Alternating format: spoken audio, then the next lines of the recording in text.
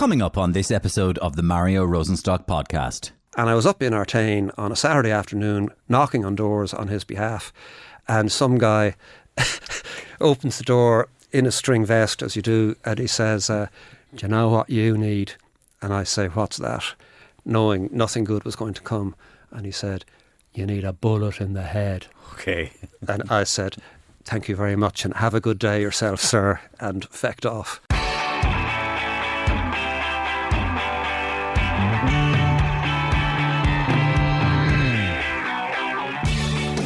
When you're knocking on doors, asking people for a vote, anything can happen. But when you're trying to get elected so that you can make changes that you deeply believe in, tensions on the doorsteps are a small price to pay. Lots of people think about running for election. Lots of people talk about running for election, but very few people actually do it. Having spent many years loosely involved in the world of politics, Cormac Lucey has now decided to go all the way. He's thrown his hat into the ring of the local elections in June coming up. Cormac is a Sunday Times columnist, lecturer in finance in Trinity College, and a very familiar face on television and radio. I wanted to know what makes somebody like him, after years on the fringes of politics, decide to suddenly enter the fray. And he had a lot to say about it. The biggest weakness of the Irish public sector is that very poor performance isn't punished and very strong performance isn't rewarded. And it's no surprise then that mediocrity is so often the result. Bourgeois, polite people find Ryanair disgusting. It's so uncouth, it's so cheap. Do you know what that man just said to me? Do you know what Michael O'Leary just said? But it works. It works because it is efficient and it is relentlessly focused on efficiency. Are we going to get efficiency from Pascal Donoghue? We're going to get a snooze fest at best. There's just always... It is right. It is, and that's always wrong, I see. No, well, I don't think it's wrong. I don't think it's wrong. I can see you grimacing. I can't stop grimacing because but the poor, why do we just... The poor today have living standards that are equivalent to the well-off 100 years ago. Well, the 10,000 that are sleeping on the streets don't. The hardest bit actually is bending down to shove leaflets through those horrible letterboxes that have little brushes on the inside to resist anything being pushed in. That's the downside of running for election. Cormac and I come from, I suppose, different sides of the political spectrum stroke ideological divide. So you might enjoy listening to us thrash out some of the big issues in the country right now. All that coming up soon. But of course, because somebody like Cormac Lucey was coming on the show, we were inundated with voicemails directly to the Mario Rosenstock podcast. Hi, you've reached the Mario Rosenstock podcast. Please leave a message. Yes, hello Mario. This is Pascal Donoghue, Minister for Public Expenditure and Reform. Message for Cormac Lucey. Hello Cormac. I hear you're throwing your hat into the ring in the political arena, and I wish you the very best of luck with your campaign in the local elections. However, a little birdie told me that you're going to get proper stuck into me in this conversation. Now, I want you to know a couple of things. You want to watch your bleeding back on the campaign trail, Lucy, okay? You never know what might happen out in the Phibsborough region. Don't come on my fucking turf. Hello, Cormac. This is Michael O'Leary here, Chief Executive of Ryanair. Nice to hear how gushing you're going to be about me and my little airline in this chat with Mario. I got a little heads up. I like the cut of your jib, I have to say. And I'm going to get behind you 100% in that little campaign of yours. I'm officially donating 3,000 vodka baggies and 1,500 steaming microwave nuclear paninis to each member of your team to keep them energised on the campaign trail and able to handle those gobshites on the doorsteps, the great unwashed. When you meet one, just remember to ask yourself, what would Michael O'Leary say? He'd say, shut up, that's what. Hi Cormac, this is George Lee here from RTE. As you might remember, I also ran for election and spent a little time in politics before running back to the safety of my job in RTE as fast as I could. I just want to let you know that it's a nasty world, full of strange egomaniacs with a level of scrutiny and pressure that you wouldn't believe.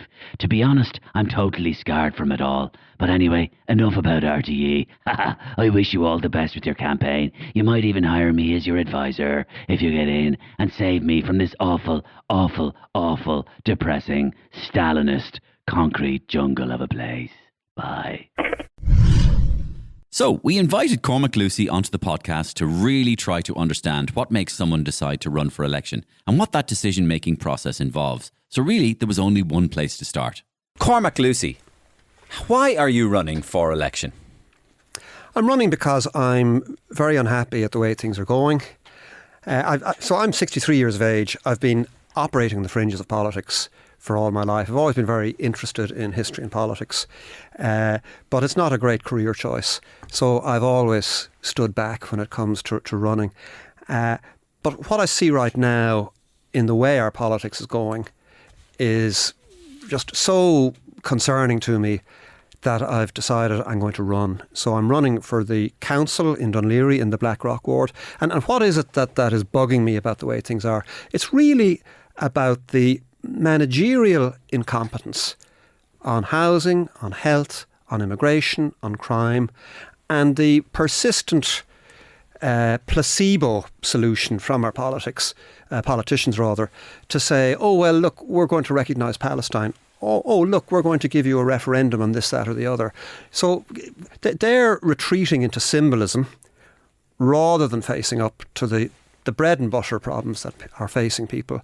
And that's what really pisses me off. And I used to be a member of Fine Gael for many, many years. So it's Fine Gael which in my view is sinning most grievously in this matter. Okay, so you used to be a member of Fine Gael and you're getting into politics, the very party in which everybody's getting out of politics. Yeah. I mean, they are jumping out of this ship big time. 1/3 of their TDs, it looks like now, will not run in the next general election. Yeah. Leo's gone. So many are not running. And it's going to be more. So there are a number who have clearly signalled they're not going to run, like Leo. I would question whether Paschal Donohoe will run. Michael Ring was offered a junior ministry if he committed to running again, and he turned it down. So that number is only going to get greater. And why now are you running rather than 20 years ago when you were 43? Or 10 years ago when you were 53? Because back then... Had you considered it before? I had considered it before, but the situation today has got much worse. If we just look, say, at yesterday's events in Brussels, where you had a political convention stopped by police in Brussels because they disapproved of what was going to be said there. If we look at, I lived 7 years in Germany. I'm very, very interested in German history. And the history of the modern Federal Republic of Germany is an anti-history of Nazism. They are consciously trying to be the very opposite of what the Nazis were. But yet Yanis Varoufakis, the former Greek finance minister, he was refused entry to Greece, to Germany in the last week because the German government didn't like what he was going to say about Gaza. So what we have is we've got a massive erosion in political standards because we have a generation in power now who think that the ends justify the means. And they're not concerned with rules and regulations and with constitutional rights. They want to win the argument. And we had this recently with our own 2 referendums, where the legal advice that the government had received clearly backed some of the central arguments that were being advanced by the no side. Yet this was flatly denied by ministers when they were interviewed on television. That was a failure of politics, all right. And I mean, it was black dishonesty. And it wasn't just a failure of politics. It was a complete failure of moral standards, where rather than saying, well, I can't disclose the Attorney General's advice because it's confidential, or that's not my understanding, they said that black was white. And that's a new step for me. What happened in Brussels, what's happened in Berlin, I know she wouldn't be my cup of tea, but Liz Truss has been touting her memoirs this week, and she's one of her central complaints is that she got into elected office in Britain, but she found that the middle management of British government was set against her and set out to undermine her and eventually drove her out of office. Now, that obviously is a self-serving account of what happened, but it is not without a significant element of truth. She was essentially saying it was the deep state, yeah, which would be a Steve Bannon and a Trumpian argument as well. Yeah. Now, let's deal with Trump. How the hell can he be found guilty of a rape when the victim can't name the date when the rape occurred?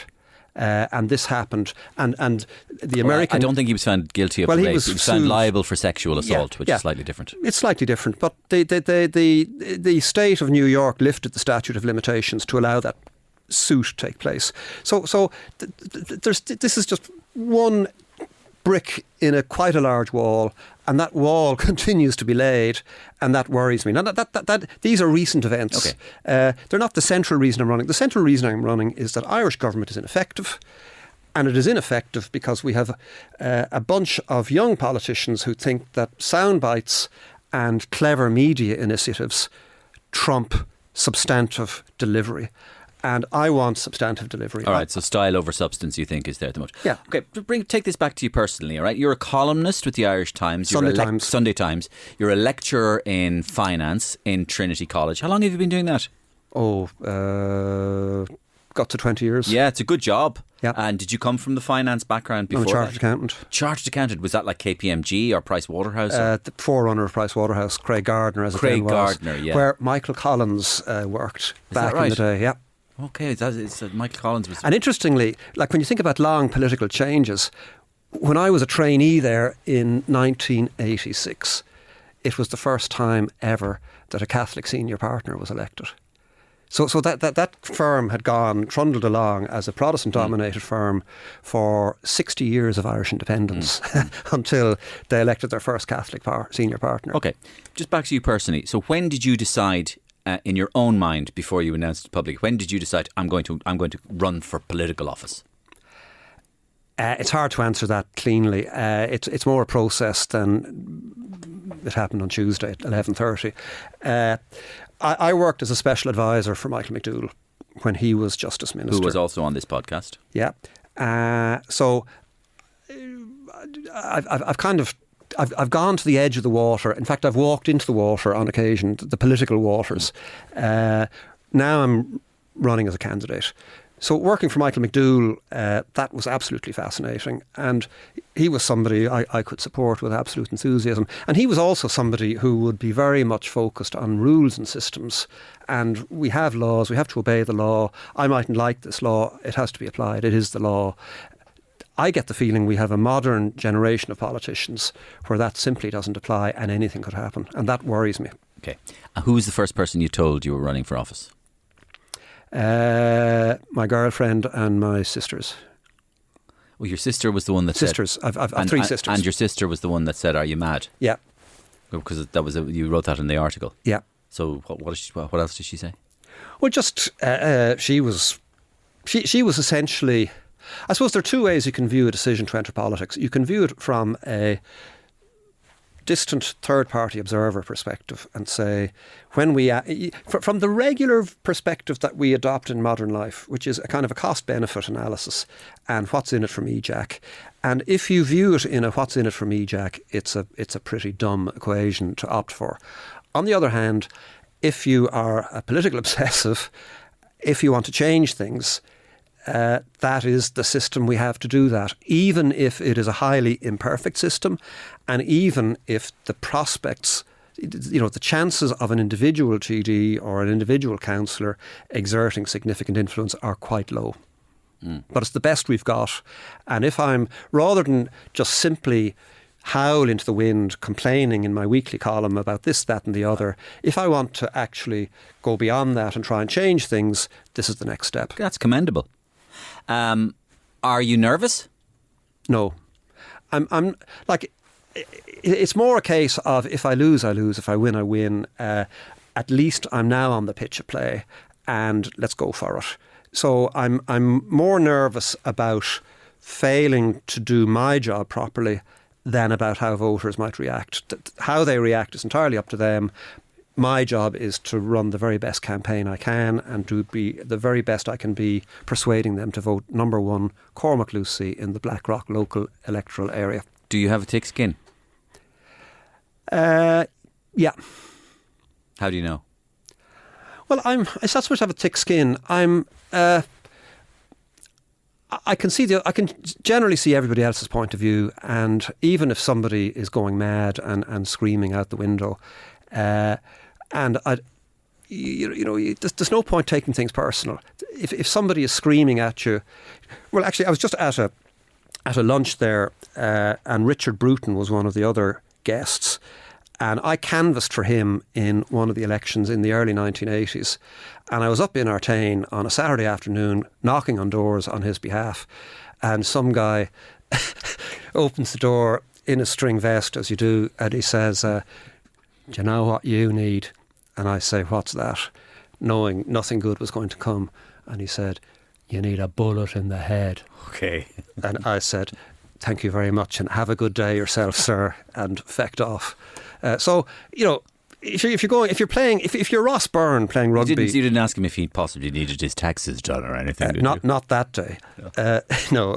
If you're a footballer, somebody's going to slide tackle you badly, or if you're a rugby player, you're going to get smashed occasionally. It just comes with the territory. So there's no point being overly sensitive about it. Okay, yeah. I see a relation to that in a sense. There's a chartered accountancy kind of, you need a certain mind to be a chartered accountant. I know several chartered accountants, and there is a certain theme that runs through them, and there's a logic. There is a cold logic to what they do, and that cold logic can spill over into actually being able to understand somebody roaring and shouting at them, because they actually see it from an intellectual point of view rather than an emotional point of view, and they can actually be quite tolerant of it. So so the nuts and bolts of this, what is it going to mean, you running for election? You're going to have to work hard, are you? Well, you have to get elected. So no, before you get elected, the campaign. Yeah. So you have to get elected, and to get elected, so you need. I think that the key thing that you need, now this is my opinion, and when the election takes place, it may well turn out that my opinion isn't worth diddly squat. Yeah. I may well go down in flames. Again, commendable for putting your name forward. Yeah. So in my opinion, what you need before anything else is a clear message. You need a coherent logic as to why it is you're running. Let's do it then. Cormac Lucey, your face is on the poster. What will it say? It will say New Independent Voice, because I've brought my leaflet in with me. Mm-hmm. And what I'm really saying there is I'm not beholden to the existing party apparatus, and I'm interested in holding county council management to account and delivering more value for money for taxpayers and for citizens. So it's really about accountability. It's about getting value for money. But are you going to be knocking on doors? Absolutely, I will be. How often? Oh, I'll be doing this pretty much full time between now and June 7th, voting day. Right. To the detriment of your work, perhaps? Will you have to put some, Yeah, well, I'll manage my work around it, but it's going to be grueling. Yeah, it will be, but that's fine. Are you a good walker? Yes, I certainly am. Mm-hmm. I'd be doing my 10,000 steps a day, easy. So this is just this slots in quite nicely into my regular walking pattern, but it's going to be a lot longer. The hardest bit actually is bending down to shove leaflets through those horrible letter boxes that have little brushes on the inside to resist anything being pushed in. That's the downside of running for election. Right. Not meeting voters, not walking. Yeah. I think the foundation is having a coherent, compelling message. I think that's the foundation. And if you have a weak message, it doesn't matter if you're knocking on every door. You will get more votes if you knock on every door. But if you have a poor message, that's not going to be nearly enough to overcome it. Can you change things from within a county council? With difficulty, I would say. I think you can agitate for change. You can highlight where change needs to take place. You can, in your own way, boost accountability by highlighting where things are not being done properly. But I think an awful lot of the problems in local government are known and yet persist. And that is the most...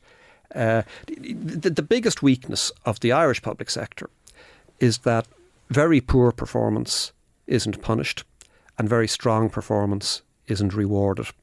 And it's no surprise then that mediocrity is so often the result. If you were in Ryanair and you put in exceptionally poor performance, you'd lose your job. If you put in exceptionally strong performance, you'd probably be promoted. And that's how an effective organisation works. It doesn't focus on issuing guidelines to its workers or endless notes on how to do things. It rewards good behaviour and punishes bad behaviour. It's very simple, but this is something that the blob or the embedded Irish public service would prefer not to have to face, because it's easier just not to face this. It's not comfortable laying people off. It's not comfortable choosing between staff and saying the following three put in exceptional performance and they're going to get a much bigger bonus than the rest of you. I know that I'm heading into a world of pain. That the political world is not a world of instant gratification. It's the very opposite. But I'm so perplexed and undermined by the way politics is going, and I don't see other people that I would like to see rushing in to fight these trends. So I'm doing it myself. Yeah, once more onto the breach. Yeah. Okay, let's talk about where you stand. I mean, one word I wrote down there, just from what you've said to me already, is the word efficiencies. Now, when somebody says efficiencies, I always think that it's connotative of fairly right-wing economics. But having read a little bit about you as well, I think it's fair to tell my listeners that I suppose if I was to, well, you can do it yourself, but I suppose you would come down more on the right wing of the political spectrum, or at least centre right. So ideologically, what kind of things do you believe in, Cormac? To organise our society. I believe in things that work. That's what I believe in. And people have no understanding of the extent to which the Irish state in 2024 is being propped up by tax revenues, direct and indirect, from American multinationals. And then we look aghast at somebody promoting efficiency. So in 1991, I went out to East Germany to do missionary work. Well, not quite. I went out as financial controller of an industrial bakery that had been bought from the German government out of state ownership by an American multinational. So I was promulgating Western ways of doing things. Now that meant we lost 2/3 of the staff. There was no drop in output. There was an increase in output because we invested a whole load of money to build new lines. So this notion that endlessly cosseting inefficiency is a virtuous goal to aim at. I think it is a virtuous political goal in the short run because it avoids immediate discomfort. But it means cost cutting, doesn't it? Efficiencies mean cost cutting. That's an aspect of them. It's a euphemistic word for cut. That can be an aspect of it, yes. Yeah. But if you line up, I just want to, because I haven't got quite to where I want to go with this yet with you, and I know we'll get there, and it's for you to tell me what kind of way you like to see our society organised beyond just saying efficiencies. That's kind of an amorphous, ethereal, word. Okay, here's where I stand. I'll try and you get into my head, right? So, when I hear right-wing economics or, let's say neo-conservative economics, I think of, let's say, the world, but Britain, let's say, post-2011. And I hear George Osborne and I hear Lord Cameron, or David Cameron as he was, and I hear Europe, I hear cuts, I hear austerity, I hear we need to take this medicine. A bomb is going to go off in Dublin, Minister, if you don't do this. A bomb? That's right. Remember what he said? A bomb is going to go off if you don't do what we say over in Europe. Cut, cut, cut, cut, cut, cut, cut. Austerity, austerity, austerity. Britain is destroyed, not only by austerity, but by Brexit, which exacerbated the austerity. Ireland was destroyed by austerity for years and years and years. Destroyed. This is what pretty much has led to the malaise that we're in now, and the housing crisis that we have now, which was kind of one of the leftovers of from 2009 to onwards.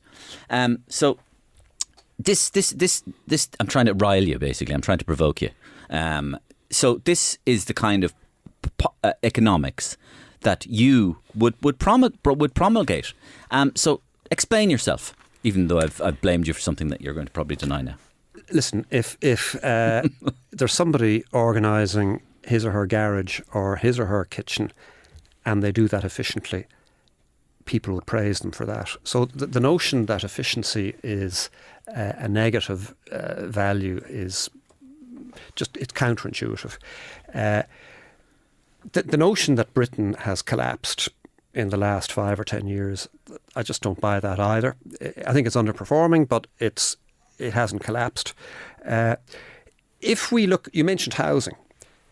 So if you look at the government is pushing through a new planning act through the Oireachtas.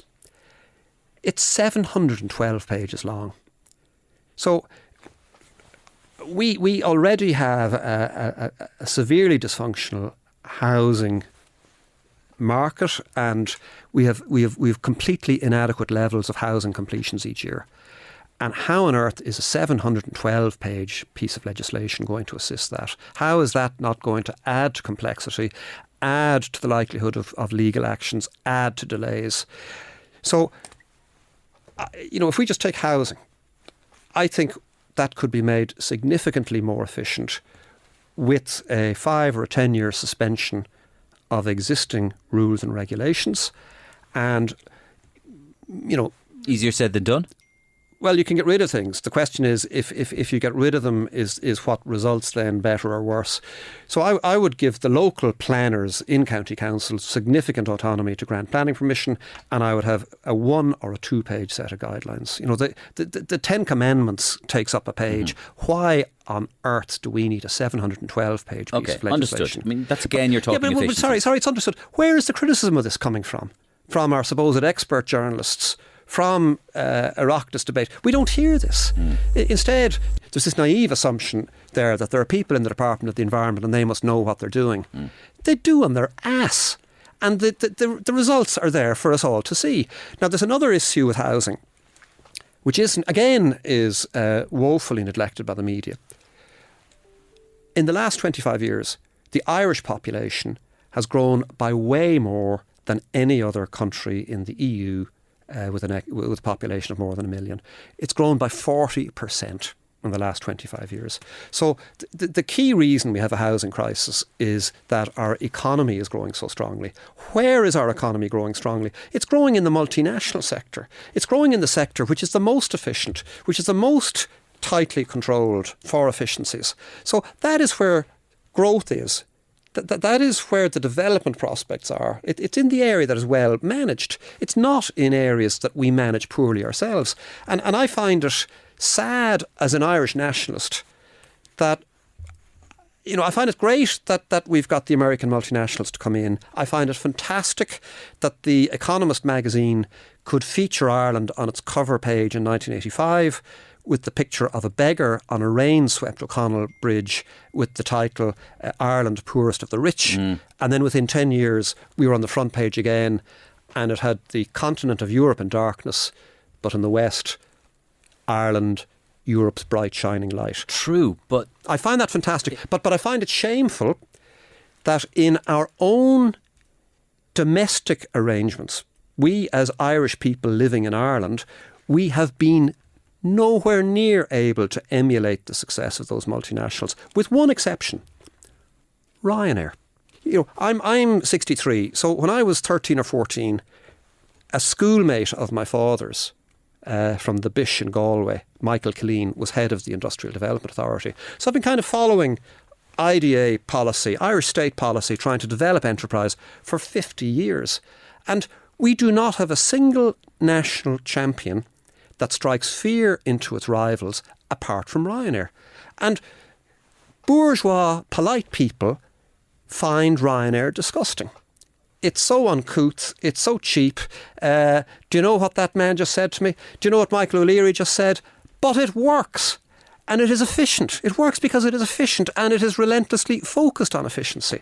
But are we going to get efficiency from Pascal Donoghue? We're going to get a snooze fest at best. There's nobody in government who is thinking or talking about these things or agitated about these things. They're better at reflecting to the public what their civil servants want than it's reflecting to their civil servants what the public wants. Fair enough. And that upsets me and angers me to the point where I'm running for election. Okay, very good. Now, a lot of people, when I'm in a taxi, right, I don't drive, so when I'm in a taxi, you'll often hear the old, rejoinder, you know what, Michael O'Leary should be running this country. Or put Michael O'Leary in charge of the health service, right? Now, of course, you, as an economist, you don't need me to tell you how disastrous that would be if Michael O'Leary was in charge of the health service, I think. Or if Michael O'Leary was in charge of Chorus Umpar Éireann, as it used to be, or whatever, Irish Rail, I think. Am I not correct? I mean, if Michael O'Leary finds that, well, are we going to run buses down to Kilvan-Tobin? No, we're not. There's only 8 people there. It's not profitable. So shut up, they can walk. That's pretty much the way it works in economics, isn't it, Cormac? So Michael just wouldn't serve these areas because they're not profitable. So basically, hump off if you're not if you're not in the area that we like you. What do you think of that? Well, just so you know, Michael's own people come from Kanturk, so he'd be familiar with rural Ireland and its needs.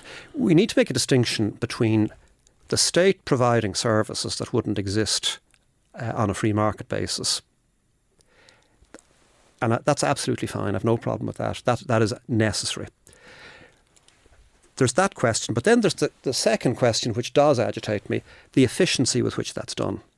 And there is no focus that I can see in our government on getting value for money.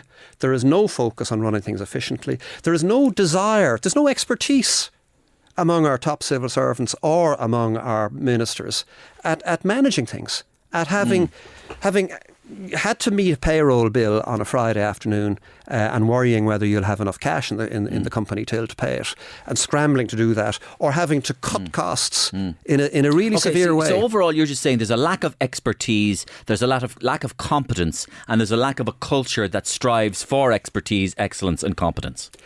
That's one big criticism, but the other big criticism is there is a substitution of spin over substance among our politicians, and there is a disregard for fundamental rights, as recent events in Berlin and Brussels suggests. From where you are, why are there 10,000 people homeless? I'd say it is a combination of a number of things. Number one, our population growth has dramatically exceeded our capacity to build houses. So our population has grown enormously, 40% over 25 years. That is huge. It's much bigger than what the States has experienced, much bigger than any country in the EU with a population of over 1 million. So population growth, number one. Number two, constipated construction activity. So I think I'm talking about homeless on the streets. But I'm not talking about people who have. But if we have homes, difficulty if we have spare houses, then we can. But we do have spare houses. We have houses all over the place. Surely the ghost estates that were built. Well, they were in what was euphemistically called the Upper Shannon Basin. I think that was a rebranding. But don't we have abandoned houses? Don't we have abandoned apartments? Don't we have space all over the country? In other words, why do we have homeless people lying and living on the streets and sleeping on the streets, Cormac? From your political perspective. I think a major reason is that the housing market isn't operating properly. So there was a recent report that found that 67% of people are living in houses that are bigger than they need. Yes, that's right. But really, that's not really what I'm asking. Why do we live in a society where a government will allow thousands and thousands of people to sleep on the streets? That's what I'm asking you. So you've got to, I'm not necessarily asking for the solution or the answer. Why is this happening? Because this reveals your political... Yeah, well, I think it's happening because the state has taken upon itself a mandate to house everybody. And the people who are homeless are turning up looking for housing. On the bus on the way in here, I passed the International Protection Agency, and they were letting people in one at a time. There were tents in front of the building there. So why are there homeless? I think it's mainly because we're not building enough accommodation. If there was more accommodation, we could house these people. I think there's a lot of drug addiction problems. That this is not applying to everybody, but I think addiction problems are a driver of this. And we don't have a functioning rental market. So we've driven, the bed sits were banned by the government.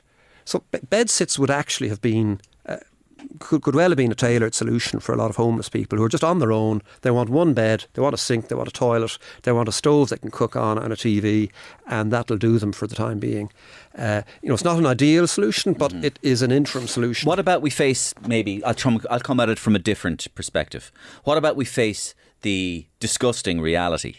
And the disgusting reality for a person like myself who has grown up being, I suppose, being a little bit of a left of centre, liberal thinking younger man, then growing up to being slightly more conservative, and then as I got older again, I've gone back again towards slightly left again. So I've taken maybe not the usual path that people have gone, which is as you get older you become more and more conservative. I've kind of lurched slightly back to the left. And the disgusting reality I'm talking about is, and from my observation of life and the world, is that the inevitable finish end outcome of the kind of economy we run is that there'll always be the poor, and the weak are going to get edged out, and tough. That's basically it, because that's the algorithm. That's the equation basically that this economics renders. Isn't that right, Cormac? There's just always it is right. It is, and that's always wrong. I see. No, well, I don't think it's wrong. I don't think it's wrong. The poor today, I can see you grimacing. I can't stop grimacing because. But the poor, why do we just? The poor today have living standards that are equivalent to the well-off 100 years ago. The 10,000 that are sleeping on the streets don't. They don't. But there may be other the poor today are way, way better off than they were 100 years ago. If we go for the left-wing solution, if we go for what the East Germans did, the problem is capable people want to flee that system. So if you push the equality dial too far, you discourage activity, you discourage innovation, and you risk driving your best people away.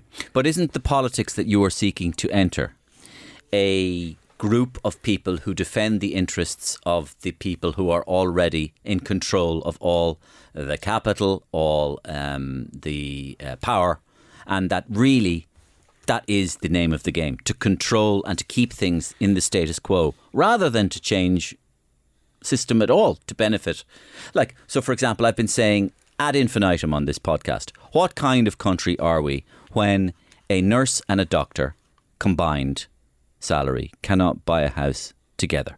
We're in a country that isn't building nearly enough houses. Well, and we're why in a are we fundamentally not building nearly enough houses? Sorry. Why are we not building nearly enough houses? Because we are grotesquely over-regulating housing, and we can have some fella in Dalkey objecting to planning permission being sought in Donegal and extracting money from people looking to build in Donegal. And what is the Department of Housing and the Environment doing about this? Very little is from what I can see. So I just think there are far too many people who accept the terms of the current system on housing and believe if we just tweak this here and there, we'll fix it. I think the system is fundamentally flawed. We need a dramatic simplification. And if it was me, I would declare a national state of emergency on housing and get on with building houses and get on with bringing in a €500 charge to object to planning permission. If it's really pressing, you'll pay the 500. If you're just being vexatious, that may put you off. Yeah. So I think that's the reason why a doctor, I don't own a house, so I'm not preaching something to people that isn't affecting me. I'm not advocating a solution that I don't think is best for people who do not own houses. I think the best solution is a radical shake-up of our housing market and the rules and regulations that are currently governing it to accelerate house building. If you add to supply of housing, you will bring down the price. Now, there are lots of vested interests who will object to that. But I wrote an article for Sunday Times last Sunday. So as a candidate in Blackrock, one of the things I do is I look at the electoral register. So I was looking through the electoral register for the names of people I know. And there was a 75-year-old former partner in PricewaterhouseCoopers And he's living in a house with 5 adults. There is a member of one of our higher courts. He's living in a house with 5 adults, all the same surname. So both of those are older than me. So the judge would be in his late 60s, the former partner in his early 70s. So I presume these adults, these other adults, are children or the spouses of children. So they must be in their 30s or 40s. So that the number of lives being put on hold because we have a completely dysfunctional housing market is shocking. And then we get the government saying last year we beat our housing target. Like, if I was a government minister in the current government, I would be saying, do not send out that message. It may be factually true, but it's only true because we set the target so low. And sending that message is going to really antagonise people who are struggling and who are seeing the prospect of home ownership disappearing further and further over the horizon. Yeah. But all of these stupid things are happening. And I think there's just a failure of political leadership at the centre to bring things together, and rather than allowing functional siloed interests predominate, as in the production of a 712-page piece of legislation, force a solution that will get answers. And answers in this case means more residential properties being built fast. Okay. The Netherlands is about the size of Munster, and I think it's about 18 million people or something. Ireland has 6 million people, maybe 1 in Northern Ireland, 1.5 in Northern Ireland, maybe 7 altogether. Yeah. So Ireland has 6 million people and the Netherlands is 18 million people. But there's guys going around with flags all over the place going, Ireland is full. So this, of course, is the immigration issue I'm talking about. And what are your considered opinions on that, Cormac? Well, Ireland is full if we're looking at availability of residences. Ireland is not full if we look at the availability of square kilometres.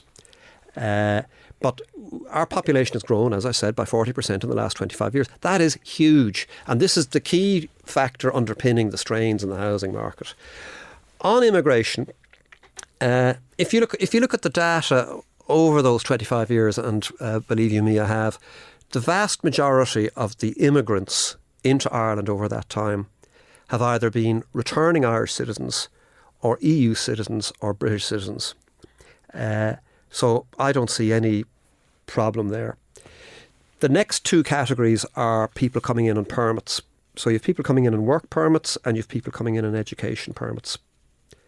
The work permits, I think there's a case for examining whether we should set a minimum income at which we will grant work permits. In other words, we're going to try and tone down the number of, every person who comes in on a work permit needs to live somewhere, and that's one less place of residence available for somebody who's already here. The education permits, now I benefit financially from teaching foreign students, but I think there is a case for examining carefully the net economic benefit to Ireland of bringing in students from China to do a master's degree here in Dublin or whatever. I suspect that is not advantageous given the crisis we have in housing right now, and that there may be a case for suspending or significantly running down granting of education permits for 5 years until we see some progress on this. What about asylum seekers fleeing famine and war and desperate situations in their own country? Last week I had a very interesting lady on the podcast, a girl called Nadia Adan, and she's Ireland's first female car showroom owner. And she fled war-torn Somalia with her mother many, many years ago, and they were going around Europe as refugees until eventually they landed on O'Connell Street, and they were taken in and vetted and brought to the Justice Department and all this sort of stuff, and vetted and treated very kindly and with decency. I think the atmosphere has changed nowadays with regards to that atmosphere. What about asylum seekers fleeing famine and war? We have to help people fleeing imminent death. So that's just, however great our own problems are, they're essentially problems of prosperity. And we cannot allow those problems smother our humanity. However, there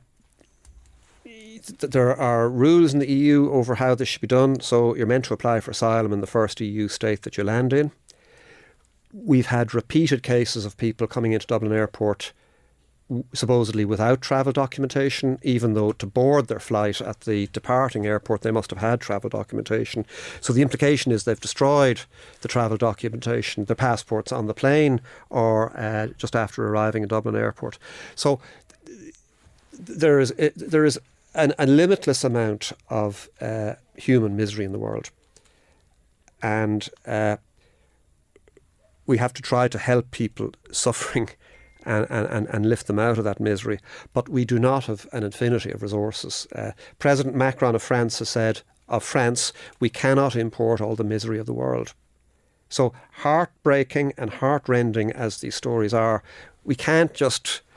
I think that the refugee rules and regulations and international treaties did not foresee the sort of mass travel that we have in the modern age. And that then brings a brutal question. How do we answer the trade-off between people who face unimaginable misery looking for refuge here versus our own need for comfort and certainty and clarity as to what we're doing?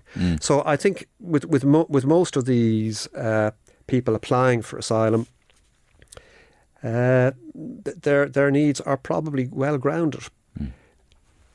The people who come in and tear up their passports, I wouldn't be very friendly to them. I don't think it was a very clever idea for Roderick O'Gorman to send tweets in multiple languages saying we're open to accept refugees. I think that was just crass and idiotic. Nor do I think it was Fine Gael in government's finest hour when it spent over €800,000 securing the interests of Ukrainian pets. I don't know what international treaty obligations we have to protect people's pets, but they spent close to $1 million on that. And so I think an awful lot of the problems that we would face if we did not allow in any refugees at all. So I don't think that the refugees are the source of our problems. Our incapacity to build enough houses is the central source of our problems, and that needs to be the central focus of our political attention. A lot of European countries have a big presence of a far-right element in either in their government or in their political kind of general complexion. Even Sweden, who I was lauding, I suppose, indirectly a few minutes ago. It may have been a racist view you had of Swedes. Positive racist view. A positive racism. That they mightn't ever have far-right instincts. But it's not that they have necessarily far-right instincts, but they certainly have a far-right presence in their political system right now in Italy and Hungary, Poland, France, and even Germany has a growing, again, far-right thing. But Ireland, not so much, even though it tries. Well, they try. They try. Are you worried about that, or do you think that's not going to happen here? And if so, why have we not seen significant growth in a far right? I'm a massive fan of German history, and that's one of the reasons I went to live and work in Germany, and I speak fluent German. I have a book in my bag in German that I'm reading. I do not believe that the Alternative for Deutschland is a fascist party. Now, what labels people choose to apply to other parties, that's for them to decide. It's a free country. But I don't believe that they are fascist. I don't believe... I think one of the problems we have is we have a sort of a narcissistic age where people imagine that somehow I, in my little life, can do my thing to stop Hitler coming to power. Now, Hitler came to power in 1933, but I can stop the Alternative for Deutschland winning votes, or I can stop their Swedish equivalents winning votes. And I think this is grotesquely exaggerating how right-wing a party like AfD is. And I also think it is boosting their support. That if I'm alienated from the system and I see the well-to-do bourgeois middle-class people saying, oh, the AfD is awful, it's terrible, it's disgusting, that inclines me more to support them. The deplorables. Yeah, that inclines me more to support them. So So the first thing I would say is I don't think that the term far right, when have we heard the term far left? Like the Social Democrats, with pretty articulate, utterly reasonable Holly Cairns at its front, is now saying equality of opportunity is not enough. We want equality of outcome. That is far left. That is East German in its aspiration. Where is the hue and the cry from the well and the good against that? There is none. So what I see here as a centre-right person is a bias in our political and media establishment against voices from the right, and they apply criticisms and censorship to that end that they would never contemplate applying to the equivalents on the left. Have you been going door to door already? A little bit, not a lot. I didn't get my leaflets delivered until yesterday, so I'm going out tomorrow. Any interesting encounters you've had so far? Not yet. No string vests? Not on this occasion. Any it's too bullets cold. in the head? We'll wait for June, and maybe that will emerge then. Whatever you do, don't talk German to them anyway. Well, maybe if they talk German to me, maybe I will. That would be funny. So there's your man coming up the drive. What's his name? Cormac something. I'll open the door to him. Ja, gut. Wie geht's? Ja. Natürlich. Es geht mir gut. Haben Sie... Ich suche Ihre Stimme. That would be funny. Cormac, listen, it's commendable that you are running for election. I commend you for that. And I think it's very good that somebody should put their head above the parapet. And thank you for coming in and explaining your outlook, your perspective to me. Thank you, Mario.